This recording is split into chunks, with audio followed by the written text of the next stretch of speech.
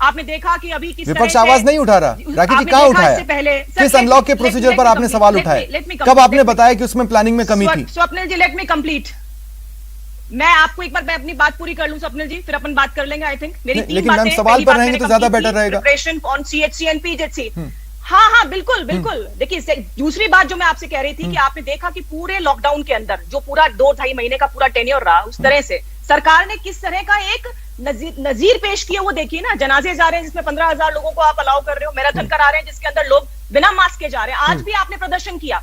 स्वप्निल जी मुझे ये बताइए, अगर सरकार के प्रतिनिधि इस तरह का अगर प्रदर्शन करेंगे तो जनता के सामने क्या मैसेज देंगे? राखी जी देखिए, ये जो नजीरें पेश करने की बात है ना, ये दोनों राजनीतिक दलों ने चुनावों के टाइम पर अलग अलग समय पे दिखा दी, लेकिन एक आज के घटनाक्रम को एक नजर से नहीं देखा गया। जो मैं इस टेबल पर रखना चाहता हूं वो ये कि आज जब सुप्रीम कोर्ट की रिपोर्ट पर, 2 मिनट सुनिए तो सही राखी जी, आज जब सुप्रीम कोर्ट की रिपोर्ट पर आपकी पार्टी के प्रवक्ता संबित पात्रा मीडिया के सामने आए और उन्होंने कहा कि अरविंद केजरीवाल ने झूठ बोलकर हमसे ऑक्सीजन ली, 12 राज्यों का हक मारा गया, तो बेसिकली अरविंद केजरीवाल आपको बेवकूफ बना ले गए। ये आपकी नजर रखने की ताकत थी। देखिए उस समय किस तरह की क्राइसिस थी। इनफैक्ट नजर बनाने की बात नहीं, आप देखिए राजस्थान के अंदर भी मुख्यमंत्री सुबह परसों तक तो क्या बोल रहे थे, हमारे पास वैक्सीन नहीं है। आज स्वप्निल जी कितनी वैक्सीन लगाई है राजस्थान ने? बिना वैक्सीन के आगे 8 लाख आपने आज एक दिन के अंदर लगा दी, बिना वैक्सीन आए कर दिया। ये परसों का तो समाचार बता रही हूं मैं, जब मुख्यमंत्री चिल्ला रहे थे कि हमारे पास वैक्सीन नहीं है, वैक्सीन नहीं है। ये देखिए जो नॉन बीजेपी स्टेट है उन्होंने एक पूरा क्राइटेरिया बना रखा है कि लगातार सेंट्रल गवर्नमेंट को कहना, उनको लगातार इस बात के लिए आगे, लेकिन हो क्या रहा है, इससे पैनिक कंडीशन क्रिएट होती है। लेकिन फिर एक बार फिर राखी जी जो मैंने पूछा था आपने उसका जवाब नहीं दिया। उन्होंने, मैं आपकी मॉनिटरिंग पर सवाल उठा रहा था। जी क्या सवाल?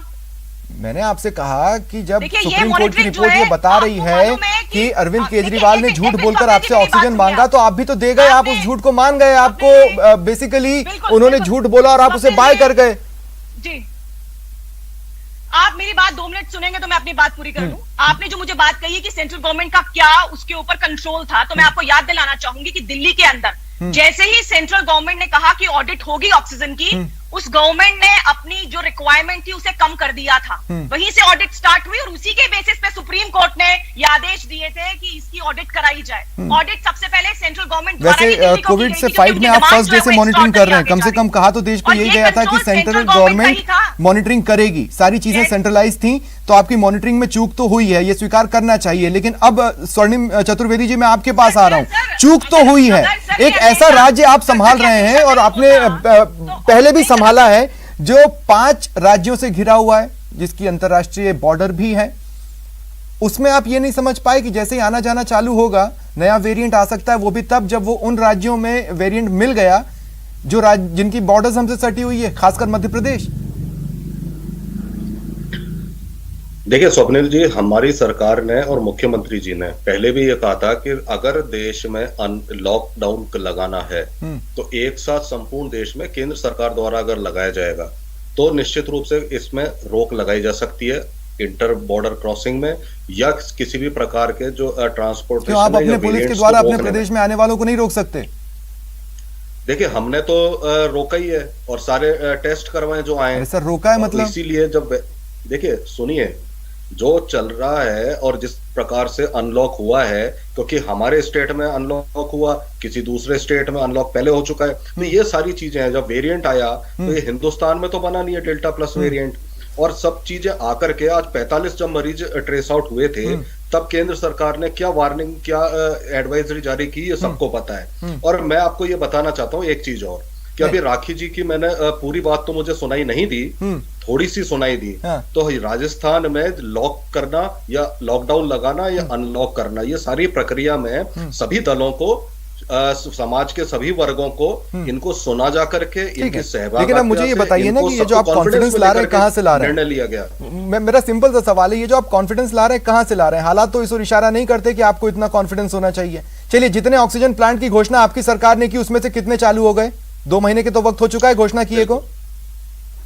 हाँ बिल्कुल, मैं आपको ये थोड़े से आंकड़े में दे देता हूँ जो हमने तैयारी की है। अगर आप देखें तो हमारी अभी तक कैपेसिटी थी 350 मीट्रिक टन की, इसको 1000 मीट्रिक टन तक लिया है और ये जुलाई 15 तक। मुझे एग्जैक्ट आंकड़े चाहिए, जितने ऑक्सीजन प्लांट की घोषणा हुई थी उसमें से कितने चालू हुए? बिल्कुल मैं यही दे रहा हूँ स्वप्निल जी। 15 जुलाई को हमारी जो कैपेसिटी होगी वो 1000 मेट्रिक टन होगी, और 15 जुलाई 20 जुलाई को हम ड्राई रन कर रहे हैं। सुनिए, ड्राई रन होगा। कितने ऑक्सीजन प्लांट चालू हो गए? सिंपल सा सवाल है सर, बता दीजिए। जितने की घोषणा हुई थी उसमें से कितने चालू हो गए? देखिए, उनमें से आधे से ज्यादा चालू हो चुके हैं, और मैं जो आपसे कह रहा हूं, जो अभी जो नहीं हुए हैं जिनमें, वो 15 जुलाई तक पूर्ण हो जाएंगे, पूरे चालू फुल कैपेसिटी के साथ। देखते हैं, और सुनिए, देखते हैं। लेकिन मैं एक बार फिर डॉक्टर नगेंद्र आपके पास आ रहा हूं। डॉक्टर नगेंद्र, मेरा सवाल जो है वो ये है कि जितनी भयावहता के साथ ये बीमारी हमसे टकराने वाली है, या जितनी फियर्स बैटल में हमें इस बीमारी के खिलाफ उतरना है, उसके लिए जरूरी संसाधन कभी भी इनफ नहीं कहे जा सकते, क्योंकि हमें नहीं पता कि कौन सी लहर कितना कहर ढा देगी। और चीजें ऐसे ही रही तो तीसरी लहर छोड़िए, चौथी, पांचवी, छठी, सातवीं भी आ सकती है।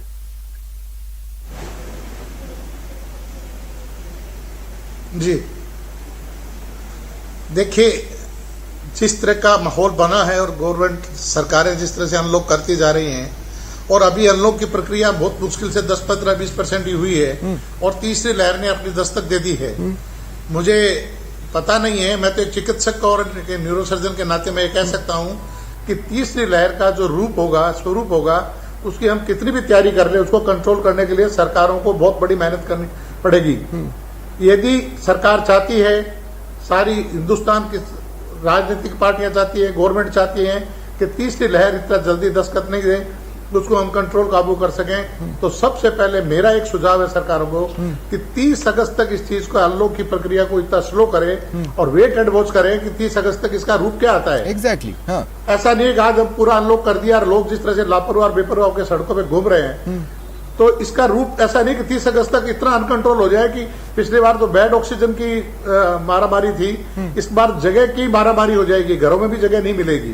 तो इसलिए सरकारों से मेरा अनुरोध है कि यदि वाकई हम इससे सीरियस हैं, चिंतित है, तो इसको राजनीतिक मुद्दा नहीं बनाए, एक मानवीय मुद्दा बनाए, और 30 अगस्त तक इस चीज का वेट करें। इसीलिए मैं राखी जी एक बार फिर आपके पास आ रहा हूँ। राखी जी, मैं आपसे जानना चाहता हूँ, जब आपने कहा कि हम सरकार का साथ देना चाहते हैं, और जब कांग्रेस कहती है सरकार का साथ देना चाहते हैं, उसके बाद धड़ाधड़ आरोप लगाती है, वही आपने भी किया। आपने भी बेसिकली कुछ नया नहीं किया। मैं सिर्फ ये पूछना चाह रहा हूं कि अगर एक कंस्ट्रक्टिव विपक्ष क्या होता है, सरकार कोई कदम उठाए कंस्ट्रक्टिव वे में, उसको बता दे इसमें ये कमी है। अनलॉक को लेकर आपने क्या कंस्ट्रक्टिव सजेशंस दिए थे जब भी सीएम ने बुलाया, सर्वदलीय बैठक हुई और बीजेपी के प्रतिनिधि शामिल हुए? बिल्कुल बिल्कुल, मैं बता रही हूँ, मैं बता रही हूँ आपको जो सजेशंस दिए। स्वप्निल जी, आप मेरी 2 मिनट अगर बात बिना इंटरप्ट किए तो मैं अपनी बात पूरी कर लूंगी। सरकार ने जो सजेशंस दिए वो मैं बता रही हूँ आपको। देखिए, ऑक्सीजन की बात आप लगातार कर रहे हैं, डॉक्टर साहब भी हमारे बीच में बैठे, लेकिन अभी जरूरत जो है वो किसके लिए है? तीसरी लहर बच्चों के लिए भी बहुत मुश्किल पैदा कर सकती है। तो उनके लिए जो वेंटिलेटर्स हैं, उनको ट्रेन्ड स्टाफ कैसे ऑपरेट करेगा, उनकी भर्ती की बात है। ये लगातार हमारे नेताओं ने सजेशंस दिए हैं गवर्नमेंट को। एक विपक्ष के फॉर्म में हम लोग साथ देंगे, लेकिन जहां कमियां होंगी वहां बताया भी जाएगा। मैं बताऊं आपको, अनलॉक में कमियां नहीं थी, हॉस्पिटल है वहां पर अभी क्योंकि एक्सरे लगातार कि इतने अनलॉक करने की जरूरत नहीं है। और अगर आपको देखिए, आर्थिक स्थिति जो है पूरे देश के अंदर, ये जरूरी था कि आर्थिक रफ्तार जो है वो लगातार चले और प्रिकॉशंस के साथ चले। अगर प्रिकॉशन लिए जाएं स्वप्निल जी, तो ये प्रॉब्लम नहीं आएगी। लेकिन प्रिकॉशंस ले कौन रहा है? इनके नेता ही नहीं ले रहे, तो कैसे जनता उसको फॉलो करेगी? हम कैसा उदाहरण पेश करेंगे, उसी हिसाब से जनता रिएक्ट करेगी। सरकार के मंत्री अभी जो बहुत लंबी फिर मैं ये बात कह रहा हूँ, आपको ऐसा क्यों लगता है कि सारे